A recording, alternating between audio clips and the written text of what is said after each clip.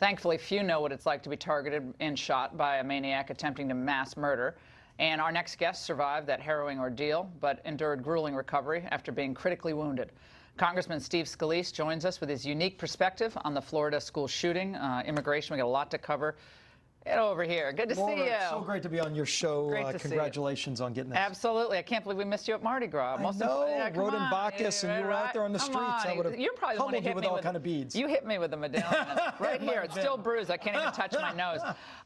Let's talk about what these kids are going through, what the school is going through, the rush for gun control, your colleagues pushing that. Blumenthal, Pelosi, Chris Murphy from my home state of Connecticut instantly goes to the floor of the Senate and says, this is disgusting, basically pointing the finger at NRA politicians. It's disgraceful anytime there's any kind of tragedy. I mean, a shooting, a bombing, whatever.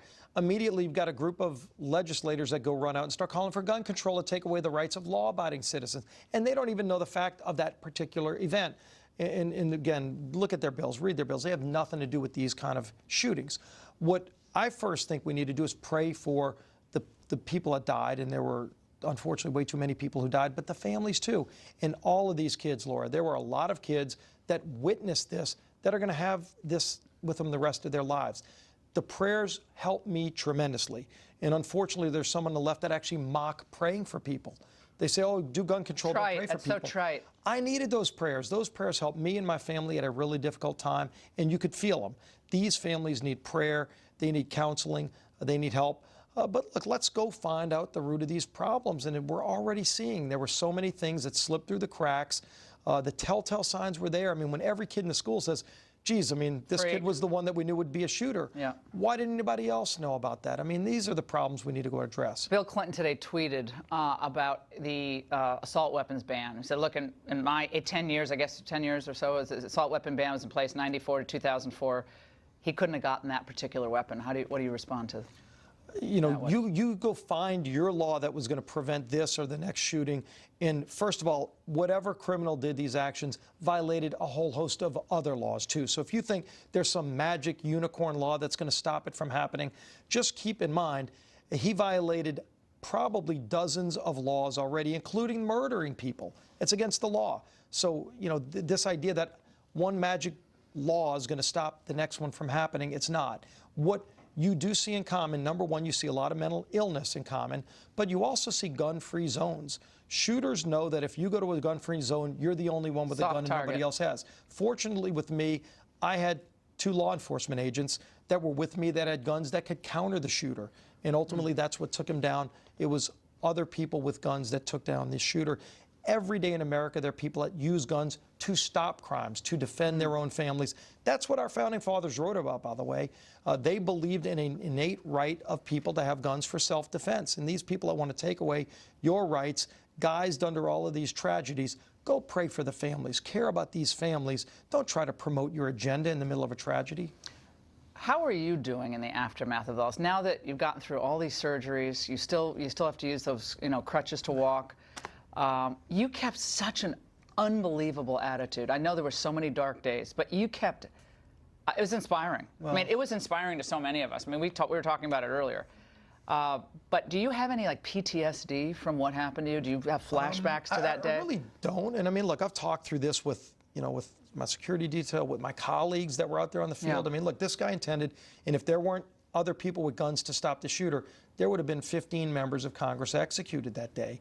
And there weren't, luckily, by the grace of God, first of all. I mean, there were true miracles that happened on that field. I saw them. I experienced some of those. And so I don't focus on the negative. I saw so much good in people. I saw millions of people praying for me that I never met before. Yeah, I was one of them. It was, thank you for the prayer. We had great prayer chains. It mattered. Yeah. My own community, obviously, family, friends, that mattered so much. But then just the kindness of strangers, and I saw it in so many different ways. I mean, Bono did a U2 concert. I'm a big U2 fan. He prayed for me before his concert at the beginning of a concert. He's a big gun control guy too, but that's all right. He prayed, and it really did matter. So I mean, the power of prayer is real. And look, I got to see so much of the goodness in people, and I'm still working through, going to physical therapy 3 days a week. Are you in pain constantly? I don't have constant pain. I have some issues I'm still working through. And obviously the nerve damage, especially on my left side where the bullet entered, I'm, trying to learn how to walk again without crutches. And look, Right. I want to go compete for my job again at second. I was a starting second baseman. I was going to say, And, I played college softball. We're getting you out there. We're going to This play is hard it. pitch, No doubt about it. 80-mile-an-hour fastball in a major league ballpark. I want to get back out there again. Come on. No bullet's going to stop you from going out there. I'm blessed. I'm blessed by God to be able to spend time with my family, to be able to get back to work again, doing some really neat things here. And let's talk about immigration, because the president had 4 pillars. They seem to be represented in the Goodlatte bill and the House of Representatives, which I've supported from the beginning. 800,000 got amnesty, not 1.8. But this thing went down in flames in the Senate today. I mean, a lot of Republicans voted against the president's idea of how to move forward, which I found to be stunning. Well, and this is why you take votes. You need to see where people are. And look, getting 60 votes in the Senate is going to be hard for anything. Getting 218 in the House is going to be hard. I'm a co-sponsor of the Goodlatte-McCall bill. This bill really does solve the problem. And by the way, we're working with President Trump and his whole team.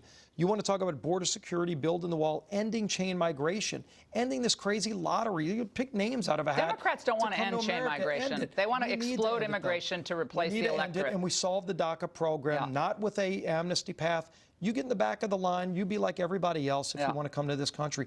This is a great country that people still want to come to because of the American dream. Let's make it about merit. Let's get back to rule of law. Do you think the Democrats want to give Trump a victory on immigration, really? I think right now they're more concerned about politics. But look, there's a growing number of people that want to solve this problem.